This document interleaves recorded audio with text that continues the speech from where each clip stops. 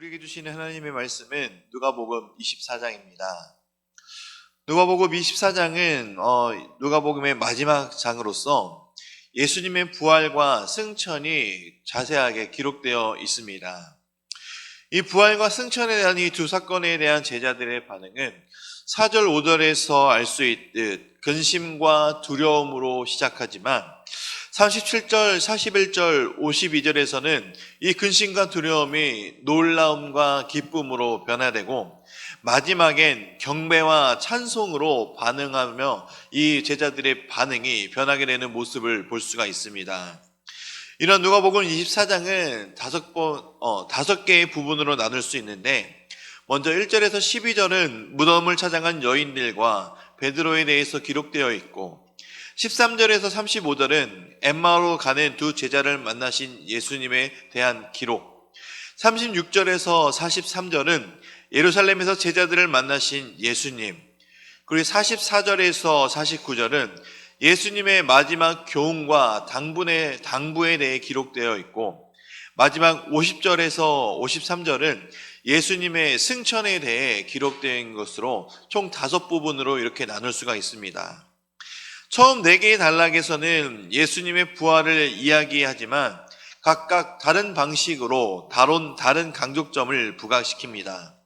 첫 번째 문단에서는 빈 무덤에 관심을 집중시키고 두 번째 문단에서는 부활하신 예수님의 첫 번째 출현을 서술하고 그의 부활이 구약에서 예언된 사실임을 강조하고 있고 세 번째 문단에서는 제자들에게 자신의 몸을 만져보라 청하시며 그들 앞에서 음식을 먹으심으로 예수님이 부활하신 몸이 절대 환영이 아님을 증명하시는 장면 그리고 네 번째 부분에서는 구약에 약속된 하나님의 구원의 성취를 이루신 주님이 제자들에게 그 구원을 온 세상에 전파하도록 명령하고 계십니다.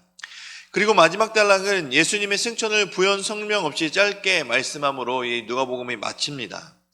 특별히 두 번째 사건인 엠마오로 가는 제자들을 만나신 예수님은 다른 곳에서 볼 수 없는 누가복음에서만 볼 수 있는 독특한 기사입니다. 여기서 등장하는 두 제자는 예루살렘에서 충격적인 주말을 보낸 이후 자신들의 집인 엠마오로 돌아가는 길이었을 것으로 추측됩니다. 그들은 함께 걸어가면서 예루살렘에 있었던 모든 일들에 대해 서로 이야기를 나누고 있었습니다. 15절에서 서로 이야기하며 문의하고 있었다라고 말씀에 나오는데 여기서 문의하다라는 것의 원어의 뜻은 열띤 토론을 하다라는 뜻입니다. 즉 이들은 서로 이야기를 조용히 주거니 받거니 한 것이 아니라 지나가는 사람들이 알 수 있을 정도로 큰 목소리로 열띤 토론을 하고 있었다라는 것을 알 수가 있는 것이죠. 19절에서 24절에서 알 수 있듯이 이들이 열띤 토론을 하던 주제는 바로 빈 무덤에 대한 주제였습니다. 이들이 이런 토론을 벌이며 집으로 가던 도중 부활하신 예수님께서 나타나셔서 이들에게 나타나심으로 같이 함께 동행하며 걸어가고 계셨지만 이들은 서로 토론을 하느라 곁에 오신 예수님의 존재를 눈치채지 못했을 수도 있습니다. 그러나 말씀에서는 이들의 눈이 가려져서 곁에서 같이 걸어가시는 분이 예수님인 것을 알아보지 못했다라고 말씀에 나와 있습니다. 주님이 그들의 대화의 내용에 대해 질문하자 이들은 침통한 얼굴을 하고서 가던 길을 멈춰 서게 됩니다. 바로 예루살렘에서 겪었던 일이 바로 그들에게 매우 낙심되는 일이었고 슬픈 일이었기 때문입니다. 그중 한 사람인 글로바라는 사람은 예루살렘에 머물면서 어떻게 예루살렘에서 일어난 일을 모를 수가 있느냐 반문했지만 도리어 주님은 모르는 척 무슨 일인지 그들에게 물었고 그들은 예수님에게 일어난 일을 당사자인 주님께 소상히 말해주게 됩니다. 두 제자들의 대화에서 알 수 있듯이 이들은 예수님을 선지자 이상의 인물로 생각했고 이스라엘을 구원할 자라고 소망했지만 그 소망은 주님의 죽음과 함께 사라지고 말게 된 것을 보게 됩니다. 예수님이 장사된 무덤을 방문한 여자들이 시신을 보지 못하고 천사들을 만났으며, 예수님의 수제자였던 베드로 역시 그 여자들의 소식을 듣고 무덤을 찾아갔지만 역시 무덤이 비어있다는 사실을 발견하였다는 것을 모든 제자들에게 알려주었습니다. 우리 25절을 함께 읽어보도록 하겠습니다. 이르시되 미련하고 선지자들이 말한 모든 것을 마음에 더디 믿는 자들이여. 아멘.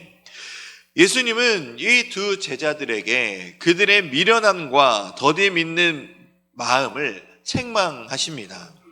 왜냐하면 이들은 고난을 통해 영광에 이르는 그리스도의 길을 여전히 이해하지 못했고 믿지 못하였기 때문입니다.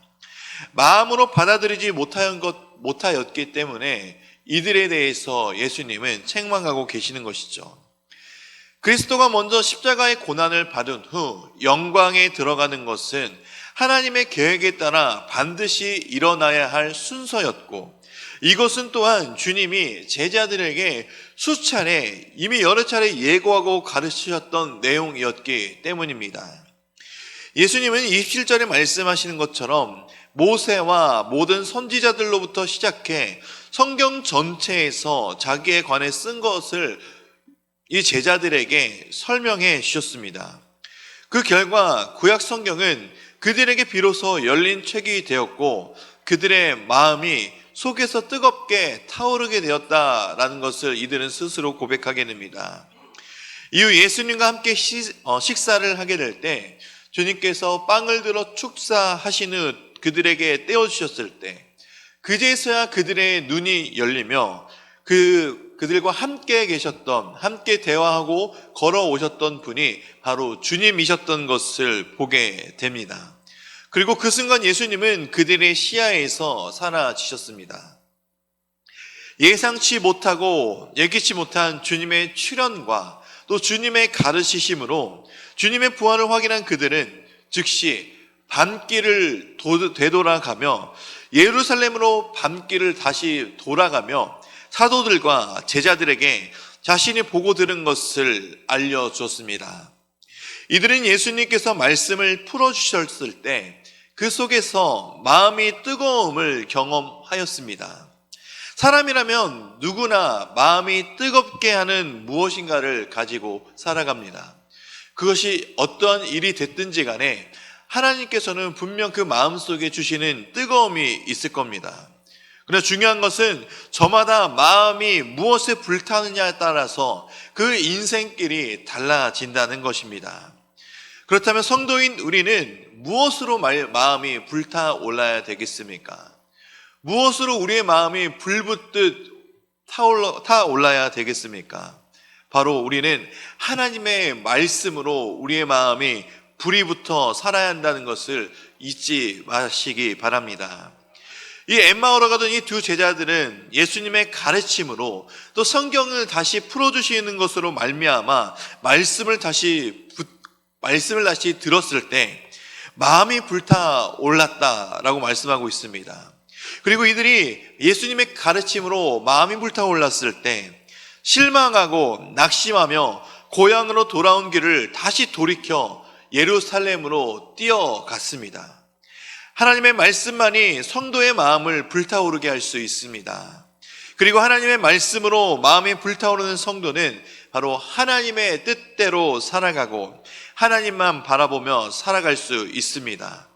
그러니 말씀에 사로잡혀 살아가는 삶이 복된 삶임을, 말씀을 들을 때 마음이 불타오르는 것을 사모하는 마음을 가질 수 있도록 기도하시기 바랍니다.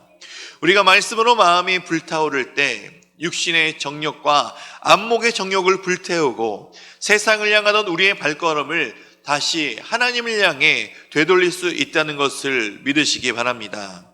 엠마오로 가는 두 제자에게 나타나신 예수님, 이 본문의 이 이야기는 지금을 살아가는 우리들에게도 역시 깨닫게 하시는 말씀입니다.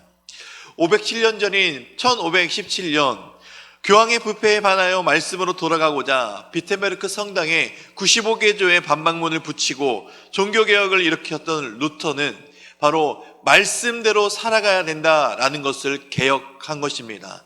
종교 개혁은 다른 것이 아닌 바로 말씀으로 돌아가자라는 것입니다. 말씀이 우리의 삶을 뜨겁게 불태우고 주님이 원하시는 삶으로 돌아갈 수 있음을 항상 기억하시고 믿으심으로 오늘도 말씀을 통해 우리에게 주시는 뜨거운 은혜가 있기를 주님의 이름으로 축원합니다. 이제 말씀을 듣겠습니다. 누가복음 24장의 말씀을 경청하실 때 우리에게 주시는 하나님의 음성을 들으시기 바랍니다. 주의 말씀은 내 발의 등이요 내 길의 빛이니이다.